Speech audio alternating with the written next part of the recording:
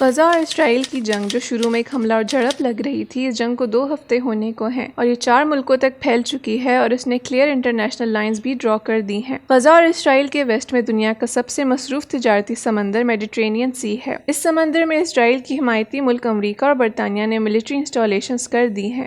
ہم امریکی military installations کو دیکھیں تو یہاں 2 امریکی ایئرکرافٹ کیریئرز USS جیرلڈ فورڈ اور D ایزنہائیور پہنچ چکے ہیں۔ اس کے علاوہ 2 کلاس کروزرز نارمینڈی اور فلپائن سی اور 7 ڈسٹروز وارشپس، 5 فریگیٹس اور 2 لینڈنگ سپورٹ شپس اور 2000 سے زیادہ امریکی میرین کمانڈرز بحری بیڑوں پر موجود ہیں۔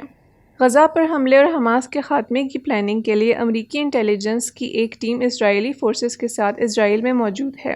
امریکی صدر جو بائیڈن نے اسرائیل اور یوکرین کے لیے $100 ارب کی ملٹری ایڈ کا اعلان کیا ہے۔ اسرائیل کی حمایت میں امریکہ کے ساتھ برطانیہ بھی ملٹری مدد کے لیے شانہ بشانہ کھڑا ہے۔ برطانیہ کی طرف سے 2 Royal Navy aircraft ships, surveillance aircrafts, 3 Merlin helicopters اور رائل میرین کمانڈوز بھی اسرائیل کی مدد کے لیے بھیجے جا چکے ہیں۔ امریکہ اور برطانیہ کے ساتھ ساتھ نیٹو، جو یورپین اور امریکی ملٹری الائنس ہے، وہ بھی اسرائیل کی مدد کے لیے الرٹ ہے۔ یہ سارا ویسٹرن الائنس جس جگہ پر حملے کے لیے تیار ہو چکا ہے وہ 41 کلومیٹر کی پٹی ہے اور جس جگہ پر حملہ کرنا ہے وہ 10 سے 12 کلومیٹر ایریا یعنی غزہ شہر ہے۔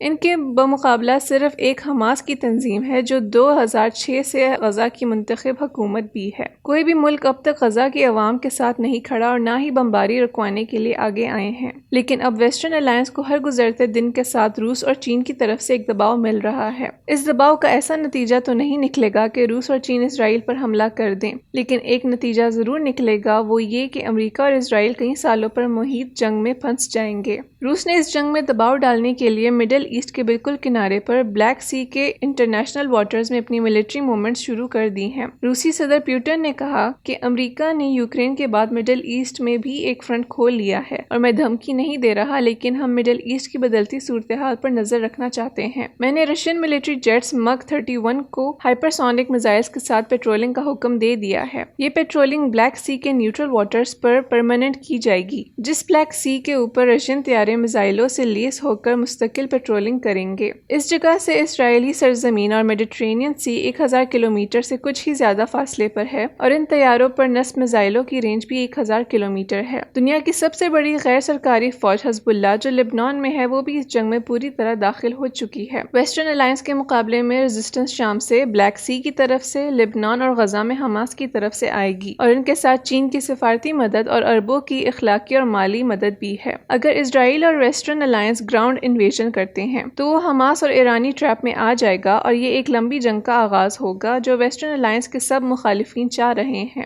ان جنگی حالات میں امریکی صدر جو بائیڈن اسرائیل آئے اور اسرائیل کے لیے ایئرکرافٹ کیریئرز اور اربوں ڈالر کی سپورٹ کا اعلان کیا، لیکن غزہ کے لوگوں کے لیے انہوں نے صرف $100 ملین کی امداد کا اعلان کیا اور اس کے لیے ابھی کانگریس اپروو کروانا ہی تھا کہ ریپبلکنز نے اس کی مخالفت پہلے ہی کر دی اور کہا کہ ہم دہشت گردوں کی مدد نہیں کریں گے، لیکن امریکہ پہلے بھی اسرائیل کو $40 ارب سالانہ ملٹری ایڈ دیتا ہے۔ Sweden, Ireland, Scotland, Italy, Germany, France, امریکہ اور برطانیہ کے کئی شہروں میں فلسطین کی حمایت میں بڑے بڑے مظاہرے ہوئے جن کی کوئی امید نہیں کر رہا تھا۔ ان مظاہروں میں ایک نعرہ "from the river to the sea let Palestine free" کو بنیاد بنا کر ان مظاہروں پر پابندی لگا دی گئی۔ اس نعرے کو نفرت انگیز نعرہ کہہ کر غزہ پر بمباری کے خلاف اٹھنے والی آوازوں کو بند کرنے کی کوششیں کی گئی ہیں۔ مغربی دنیا کی طرف سے اتنا شدید ریاکشن اسرائیل کے خلاف نہ آتا اگر اس نے 6 دن میں 6000 بم نہ گرائے ہوتے۔ اس شدت کی بمباری تو امریکہ نے 20 سال میں افغانستان اور عراق پر نہیں کی تھی۔ ماہرین اسرائیل حماس جنگ بندی اور 2 ریاستی حل پر زور دے رہے ہیں۔